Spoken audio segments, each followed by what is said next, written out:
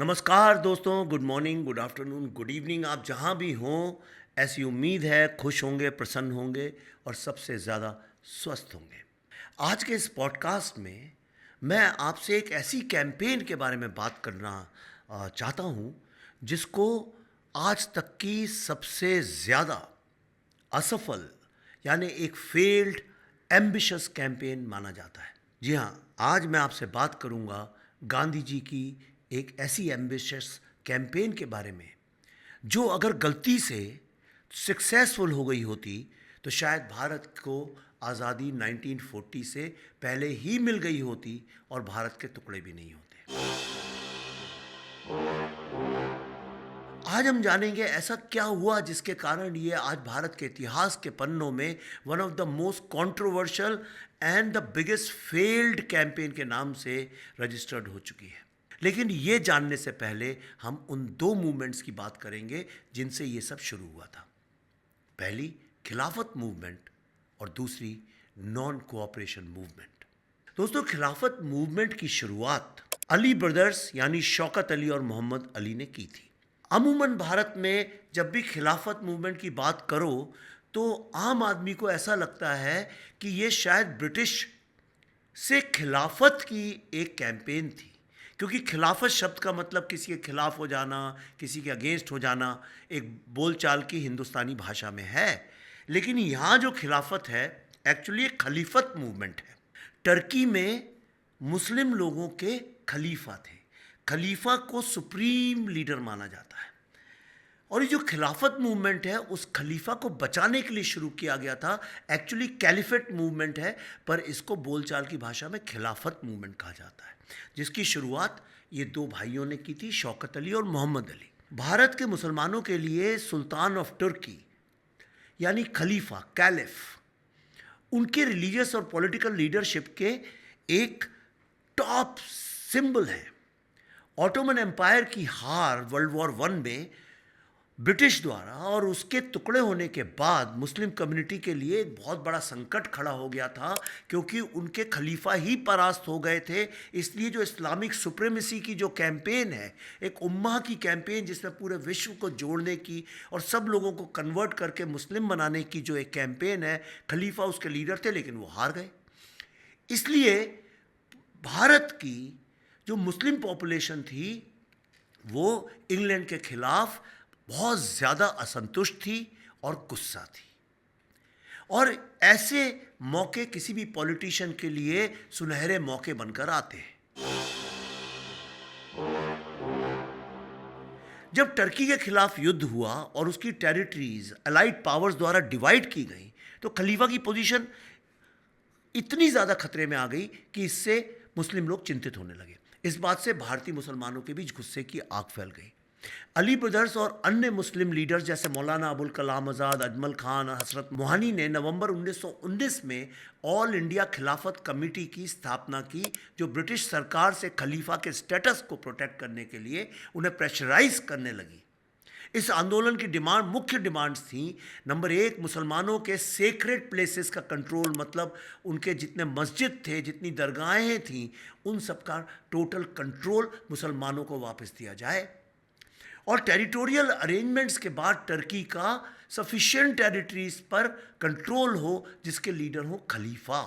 अब मैं आपसे बात करता हूँ नॉन कोऑपरेशन मूवमेंट की। यह आंदोलन महात्मा गांधी ने 1 अगस्त 1919 में शुरू किया था।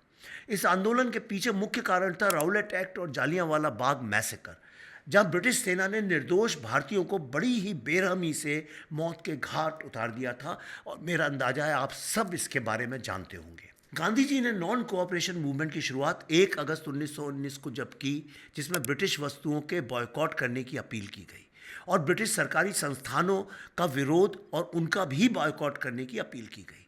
गांधी जी का मानना था कि स्वराज प्राप्त करने का एकमात्र तरीका है नॉन वायलेंट रेजिस्टेंस। लेकिन जब महात्मा गांधी ने ये देखा कि भारत के जो मुसलमान थे स्वराज को सपोर्ट करने की बजाय खिलाफत मूवमेंट के बीच में घुसे हुए थे और खिलाफत मूवमेंट को सपोर्ट कर रहे थे जिसका स्वराज से कोई लेना देना नहीं था, तो जब गांधी जी ने देखा कि खिलाफत मूवमेंट भारत के मुसलमानों के बीच यूनिटी ला सकता है, वो एक सूत्र जिसको इमोशनली अपील करके उनको जोड़ा जा सकता है और उनको स्वराज से भी जोड़ा जा सकता है, तो उन्होंने इसे नॉन कोऑपरेशन मूवमेंट के साथ जोड़ने का एक अद्भुत निर्णय लिया। गांधी जी का मानना था कि अगर हिंदू और मुस्लिम यूनाइट होकर ब्रिटिश शासन के खिलाफ आवाज़ उठाएंगे तो भारत को ब्रिटिश कॉलोनियल रूल से छुटकारा दिलाया जा सकता है। सो फार सो गुड, थ्योरेटिकली ये बात बिल्कुल सही है, लेकिन क्या ऐसा हुआ? हालांकि आंदोलन भारत के इंडिपेंडेंस स्ट्रगल के सीधे तौर से जुड़ा नहीं था, फिर भी गांधी जी ने इसे ब्रिटिश इंपीरियलिज्म के खिलाफ एकजुट होने का मौका माना।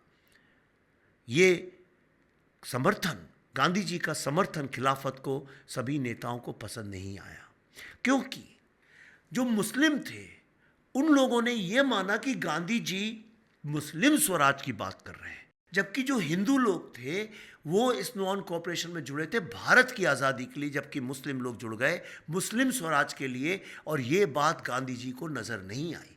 इसीलिए डॉक्टर B.R. अम्बेडकर ने गांधी जी को क्रिटिसाइज करते हुए कहा कि खिलाफत मूवमेंट एक धार्मिक मुद्दा है जिसका भारत की स्वतंत्रता से कोई भी सीधा संबंध नहीं है, लेकिन गांधी जी ने मुस्लिम सपोर्ट प्राप्त करने के लिए इस आंदोलन को इंपॉर्टेंस दिया है जिसके नतीजे सही नहीं होंगे। और तो और आप कल्पना नहीं करेंगे कि जिन्ना भी इसके अगेंस्ट खड़ा हुआ और सबसे बड़ा क्रिटिक बना।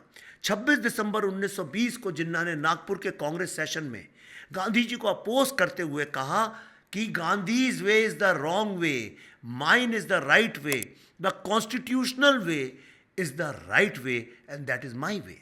ऐसा जिन्ना ने क्यों कहा? जिन्ना ने ऐसा इसलिए कहा क्योंकि जिन्ना खुद को सेकुलर मानता था, और उसने ये भी कहा कि गांधी जी ने जो खिलाफत को मूवमेंट दिया है, मूवमेंट को जो सपोर्ट दिया है, खिलाफत का भारत से कोई लेना देना नहीं है, ये तुर्की का मामला है और भारत के मुसलमानों का इसमें क्या। तो उसने कहा कि गांधी जी ने जो ये कम्युनलिज्म मुस्लिमों को अपीस करने के लिए जो भारत की मेन स्ट्रीम पॉलिटिक्स में जोड़ी है, इसका एक ही नतीजा होगा, blood shed, blood shed, blood shed. उसका मानना था कि इससे राजनीति में कम्युनल हेट्रेड फैलेगी और एक तरह से देखा जाए तो बहुत ज़्यादा वायलेंस फैलेगी। जिन्ना सही निकला, गांधी गलत निकले। जिन्ना के अलावा दोस्तों, और आपको ये भी बता दूं, इसके बाद जिन्ना ने कांग्रेस से रिज़ाइन कर दिया और वो एक लंबे बरसे के लिए, एक लंबे वक्त के लिए इंग्लैंड चला गया, लंदन।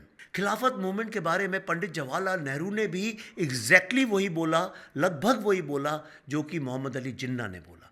नेहरू ने कहा कि इस आंदोलन के धार्मिक पहलू पर बहुत ज़बरदस्त कंसर्न एक्सप्रेस करने की आवश्यकता है। नेहरू का कहना था कि खिलाफत मूवमेंट ने इंडियन पॉलिटिकल स्ट्रगल को एक रिलीजियस डायमेंशन दे दिया है जो अब तक सेकुलर था।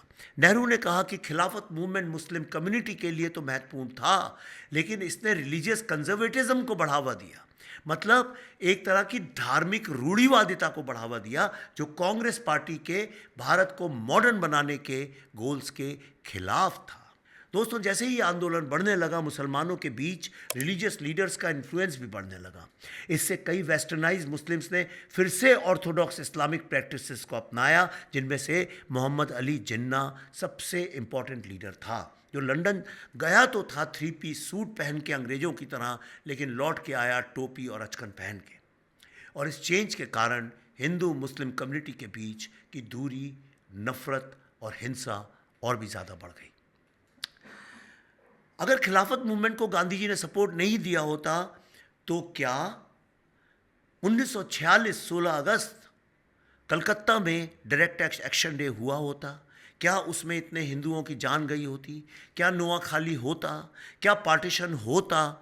इन सब सवालों पे इंटेलेक्चुअल्स और हिस्टोरियंस को एक ज़बरदस्त ओपन, फ्रैंक, ऑनेस्ट, आई ओपनिंग चर्चा करने की आवश्यकता है, पर क्या किसी में इतनी रीढ़ की हड्डी बाकी है?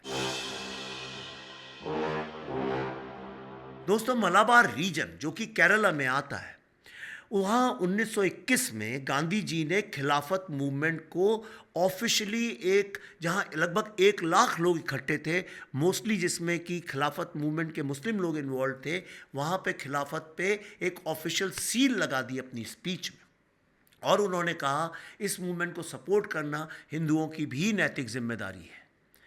सो इस आंदोलन को एक नया मोड़, एक नया पहलू मिला। यह आंदोलन पहले खिलाफत मूवमेंट से इन्फ्लुएंस था, लेकिन जल्दी ये हिंदुओं के खिलाफ हिंसा में बदल गया।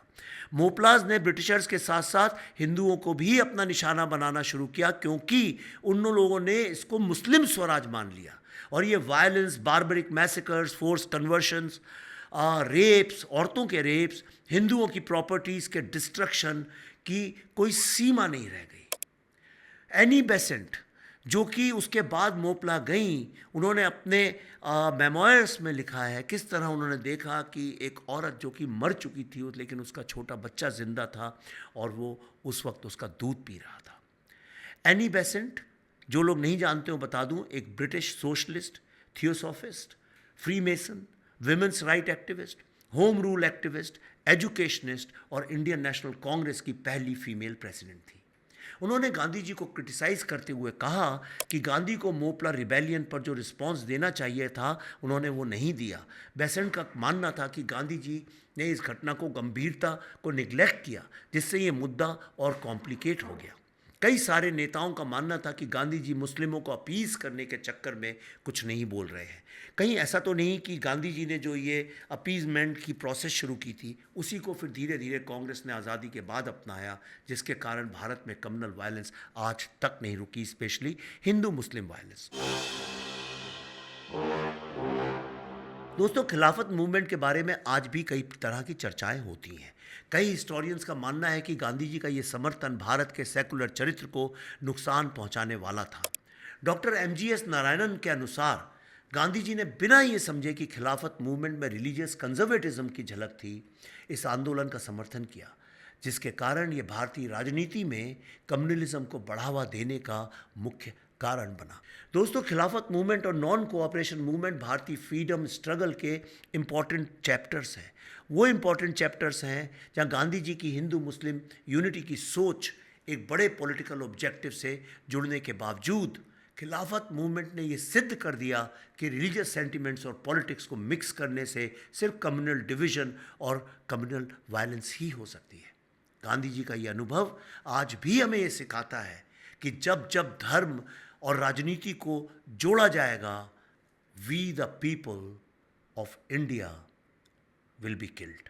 तो दोस्तों, मुझे पूरी आशा है कि आपको मेरे ये पॉडकास्ट, जो मैं बंगाल में हिंदू मुस्लिम कम्युनल वायलेंस के बारे में कर रहा हूँ, आज़ादी के वो पहलू आपको बता रहा हूँ फ्रीडम स्ट्रगल के, जो शायद आप जानते हो लेकिन ना भी जानते हो, तो इससे प्रेरित होकर मैं चाहता हूँ आप खुद रिसर्च करें, अपनी धारणा स्वयं बनाएं। मैं सिर्फ एक जरिया हूँ। आपसे अगली बार फिर मिलूँगा एक इसी तरह के किसी इंपॉर्टेंट पहलू को लेकर। तब तक खुश रहिए, प्रसन्न रहिए, स्वस्थ रहिए। Good morning, good afternoon, good evening.